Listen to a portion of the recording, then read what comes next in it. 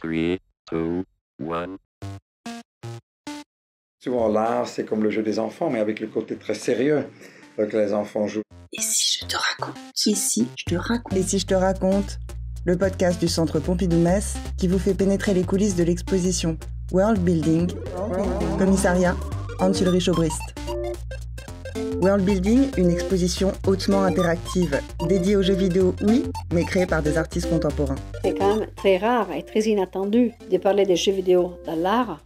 On ne s'attend pas. En France, en 2006, c'est le ministre de la Culture a dit qu'officiellement, c'est le 10e art. Donc, depuis un moment, c'est considéré un vrai art. Mais évidemment, c'est un débat. Ce débat a attendu le 11 septembre 2006 pour que le ministre de la Culture, Renaud Donnedieu de Vabre, reconnaisse valeur d'art au médium vidéoludique dans un discours officiel prononcé au Palais Bourbon. Mais des artistes issus des milieux culturels consacrés n'ont pas attendu cette officialisation pour représenter le monde à partir de figures de pixels et travailler la jouabilité comme une glaise capable de générer de nouvelles interactions entre le spectateur et l'œuvre. Et cela n'avait pas échappé à un homme, Hans Ulrich Obrist, le curateur suisse aux plus de 350 expositions, qui avec World Building signe une double exposition à la Julia Stoschek Foundation à Düsseldorf et au Centre Pompidou-Metz. Nous sommes le 9 juin 2023, c'est jour de vernissage. Merci infiniment pour être ici avec nous aujourd'hui. Ça faisait un moment, plusieurs années, que je n'ai pas fait une grande exposition de groupe, puisque je fais ça uniquement au moment où je trouve une urgence. Et j'avais commencé à observer déjà il y a 6-7 ans que nombreux artistes travaillent avec des jeux vidéo. Non? On s'était aussi rendu compte qu'il n'y a jamais vraiment eu une recherche plus profonde sur les rapports entre art contemporain et video games. Mais souvent, c'est important aussi la mémoire. Non? Et nous vivons dans un âge où il y a de plus en plus d'informations, mais ça ne veut pas nécessairement dire, dans cet âge numérique, que nous avons nécessairement plus de mémoire.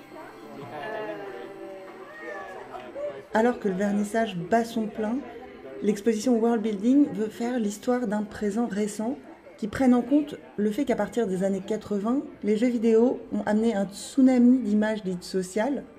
Mario Bros, Lara Croft, Zelda, tous sont des personnages connus, incarnés par tous. Et ça fait plus d'1 an qu'Hans Ulrich Obrist converse avec la directrice du Centre Pompidou-Metz, Chiara Parisi, et lui parle notamment de l'émergence des formes culturelles en réseau qui sont apparues à la fin du siècle dernier. Je pense qu'un autre aspect que nous pourrions mentionner, Tim Berners-Lee a inventé le World Wide Web en 1989. Mémo adressé à Chiara Parisi le 22 juin 2022. Et ça a toujours été destiné à tout le monde. L'idée est menacée car l'espace des médias sociaux, des jeux, est désormais commercialisé. Et ces jeux Internet et aussi les espaces de médias sociaux peuvent être accessibles gratuitement, mais ensuite il y a la surveillance. Et le danger est que le métaverse devienne une sorte de monopole. Je pense donc qu'il est important que de nombreux artistes abordent cela. Welcome to the Internet, your gateway to adventure.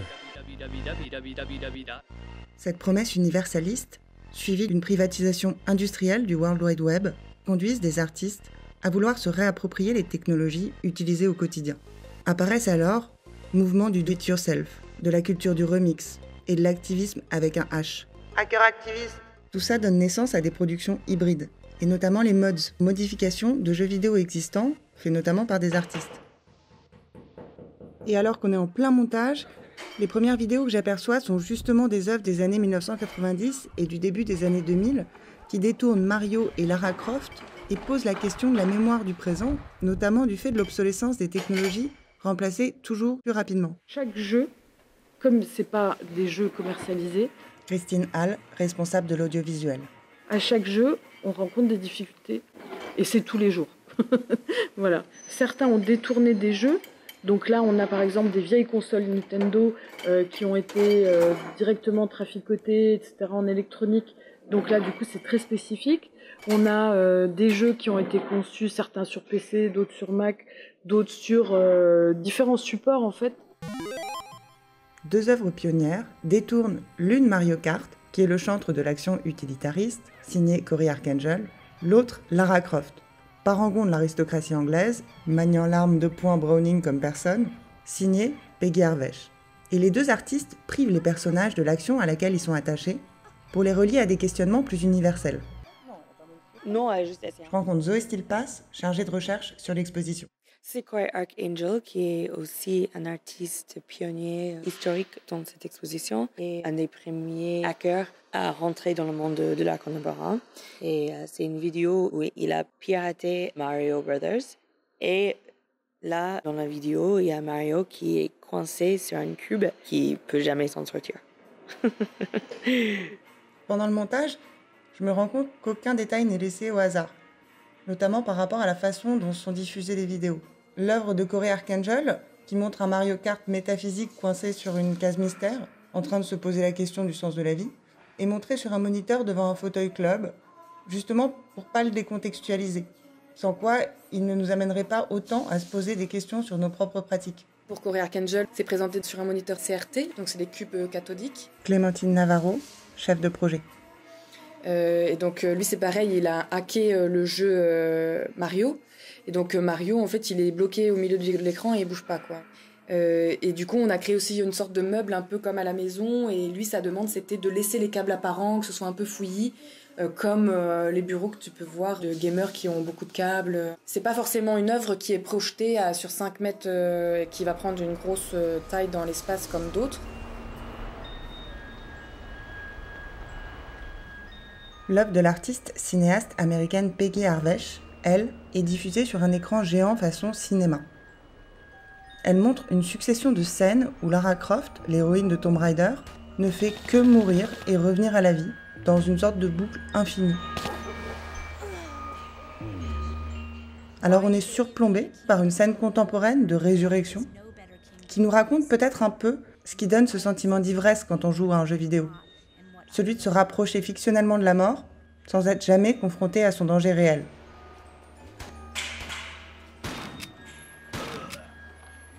Nous avons dit que World Building avait commencé à Düsseldorf, mais sa version de Metz est loin d'être un copier-coller de la version allemande. Intégrant les scènes artistiques indiennes, coréennes, chinoises, européennes, le jeu vidéo donne, grâce à son utilisation planétaire au commissaire d'exposition Hans Ulrich Obrist, une occasion de faire une exposition évolutive qui prenne en compte le territoire, ici français, sur lequel il l'a créé. Je pense que souvent, par rapport au musée, il y a cette idée qu'une expo a lieu dans une ville XY et après on la met dans des caisses, dans des boîtes et on la transporte dans la prochaine ville. Et pour moi, c'est très important de réfléchir comment une exposition peut changer, évoluer, peut aussi prendre en compte un contexte spécifique et mener à une recherche. Et c'est quelque chose qu'on a fait ici, avec Chiara Parisi, avec toutes les équipes. On a vraiment essayé de faire une sorte de cartographie aussi d'artistes qui travaillent en France avec la vidéo. Donc, il y a évidemment le projet Anne Lee.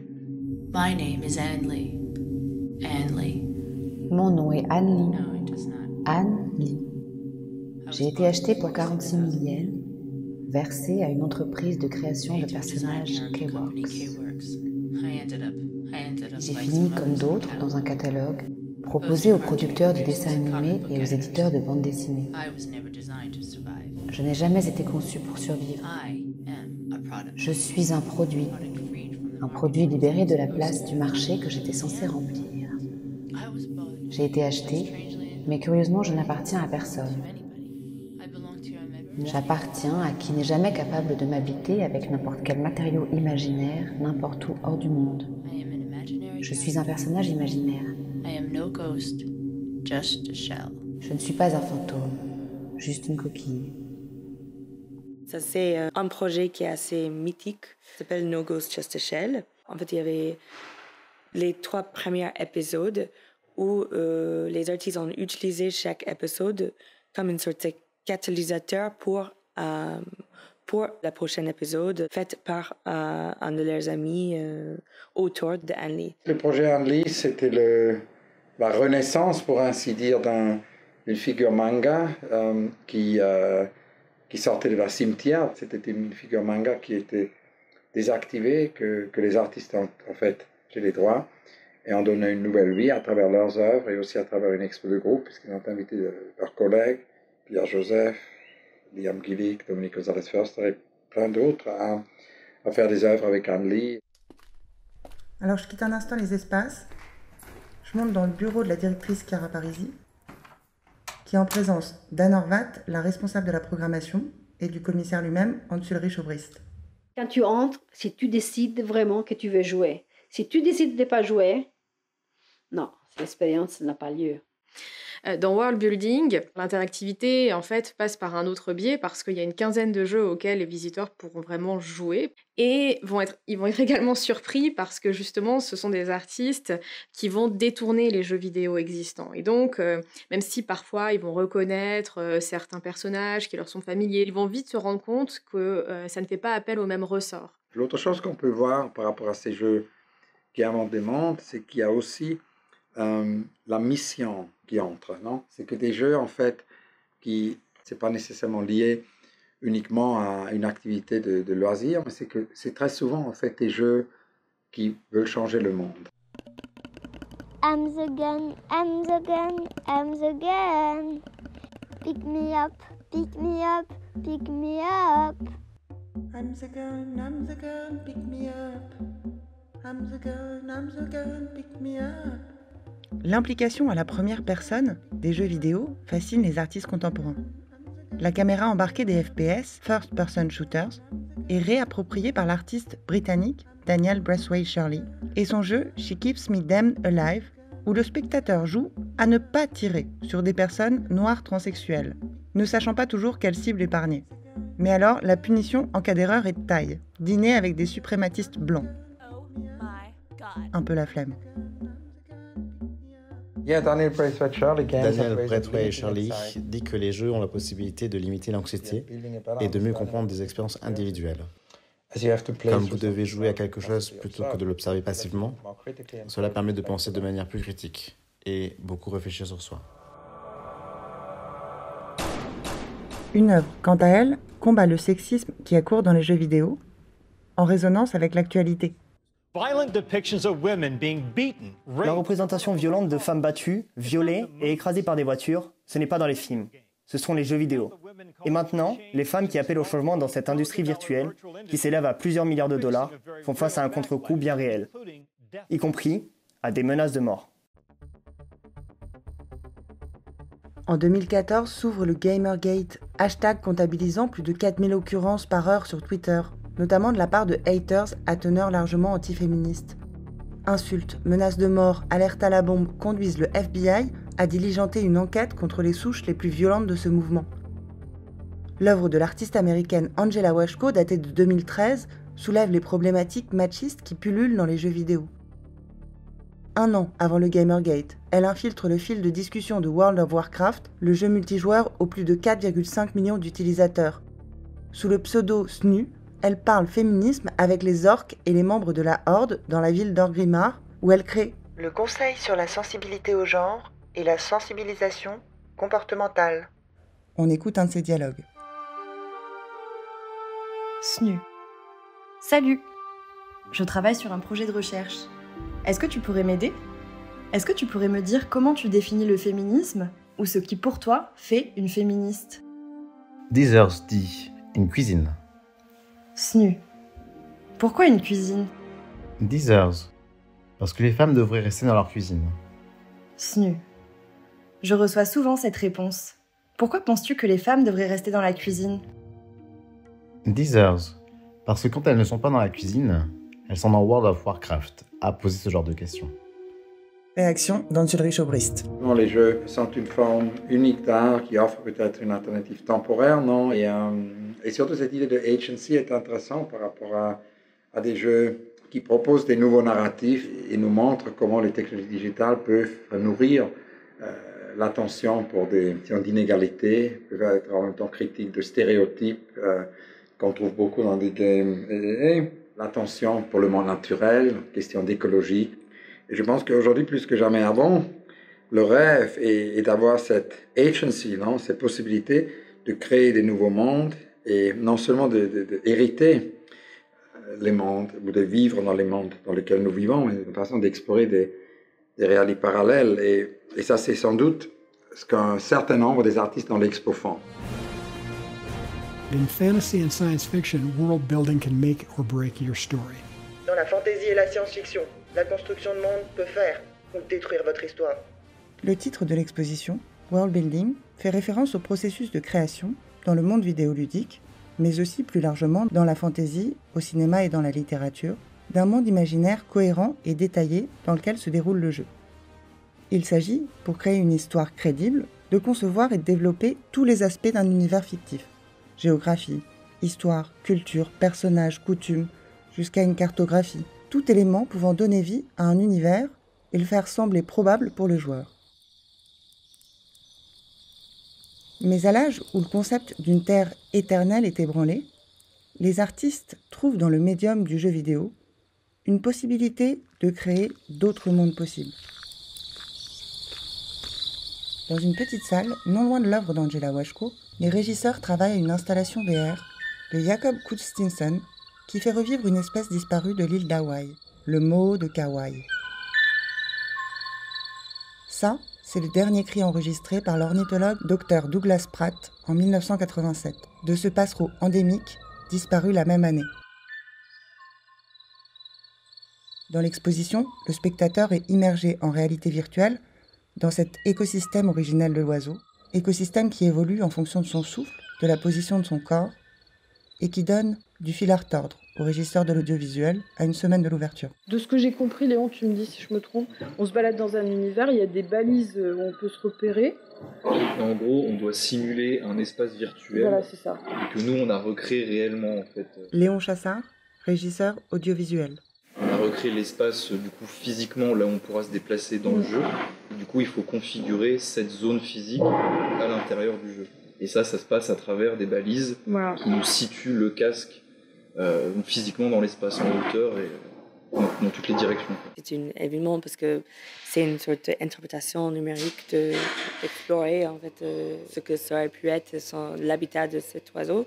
Et il a aussi, en fait, c'est un paysage autogénérateur qui, grâce surtout à la respiration et un micro dans le casque, et le paysage pousse en fonction de ça. Donc aussi, déjà, l'expérience de chaque personne est différente. Et il y a aussi la musique autogénératrice du directeur du Philip Glass Ensemble, qui crée cette ambiance qui est incroyable. Moi, ce que je voulais poser comme question au commissaire d'exposition, après avoir entendu ceux qui pensent que l'image numérique qui est issue d'un calcul et non plus d'une empreinte sensible comme l'analogie sépare plus qu'elle ne rapproche de l'environnement, c'est justement cette question du rapport ou de l'opposition entre nature et technologie. Comment aujourd'hui des technologies digitales peuvent nourrir l'attention au monde naturel.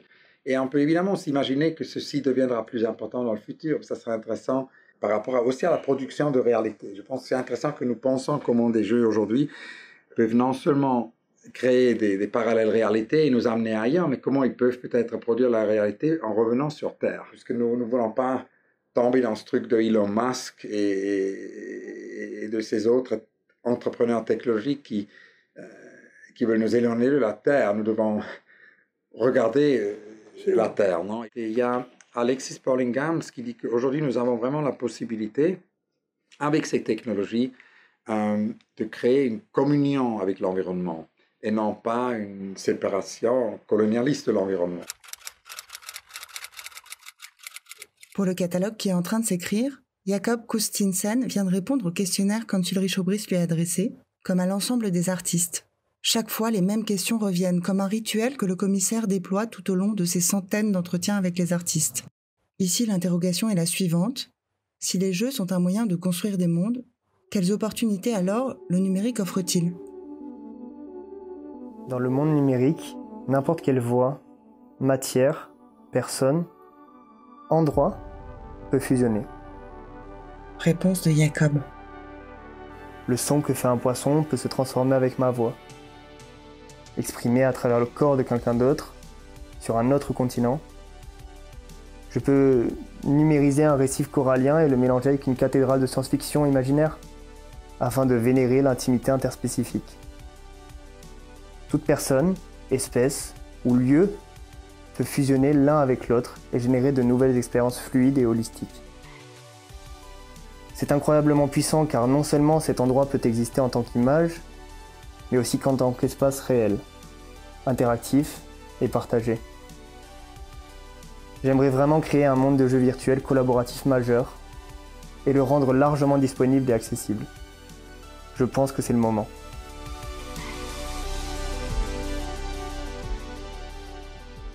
Tous les artistes de l'exposition ont travaillé à redéfinir les limites de l'auteur et de l'œuvre.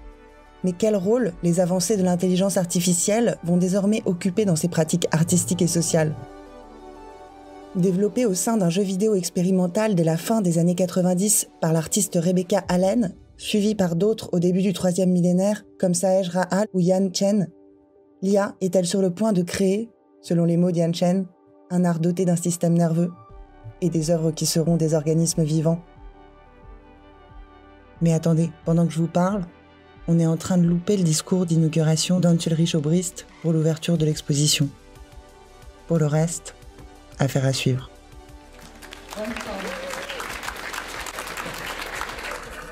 L'année dernière, c'est la première année où il y a eu 3 milliards de personnes sur la planète qui ont joué aux jeux vidéo. Et ça veut dire qu'un tiers de la population mondiale engage avec les jeux vidéo. Et il ne faut pas qu'on oublie qu'aujourd'hui, le monde des jeux vidéo est plus grand que le monde du cinéma et le monde de musique combinés. Et Anna Anthropi dit, ce que je veux des jeux vidéo, c'est une pluralité de voix et une extension en fait des perspectives. Et ça, c'est exactement ce qui se passe aujourd'hui par rapport aux jeux vidéo. Vous avez après évidemment aussi des œuvres qui sont utopiques. Cette idée de world building connecte aussi de manière formidable à l'utopie. L'utopie, pas comme quelque chose de statique, comme a toujours dit Édouard Glissant, non? Le problème avec Thomas More, c'est que c'est une idée d'utopie statique, mais plutôt l'utopie comme tremblement. L'utopie comme tremblement. Alors j'ai demandé à Antje Obrist de trembler un tout petit peu, en lui demandant si vous étiez un pouvoir magique de jeu vidéo, vous seriez lequel? Oui, je pense que Etelanan a dit une fois que le monde a besoin d'ensemble et pas de séparation, d'amour et pas de suspicion, et d'un futur commun et pas d'isolation. Donc si on pouvait arriver à ça, le monde serait un endroit meilleur. Donc ça, il y a déjà ça. Donc ça, c'est une réponse. Peut-être c'est la réponse. Voilà. Merci beaucoup, Antje Obrist. Un plaisir. L'exposition World Building est visible jusqu'au 15 janvier 2024. Merci infiniment à Antje Obrist, à toute l'équipe du Centre Pompidou-Metz et à tous les artistes de l'exposition. Suzanne Treyster, Jody, Rebecca Allen, Dominique Gonzalez-Foster, M&M, Philippe Parreno, Pierre Huyghe, Peggy Harvesh, Cory Archangel, Ben Vickers, Kao Fei, Haroun Farouki, Sturte Vente, Angela Washku, Ed Atkins, Kim Hitchon, Kuyung Ah, Sondra Perry, Myriam Benani, Lou Yang, Yan Chen, Jacob Kustinson, Théo Triantafylidis, Neil Beloufa, David Blandy et Larry Achiampong, Caroline Poggi et Jonathan Vinel, Jacolby Satterwhite, La Turbo Avedon, Daniel Braithwaite Shirley, Sarah Dibiza, Sarah Friend, The Institute of Queer Ecology,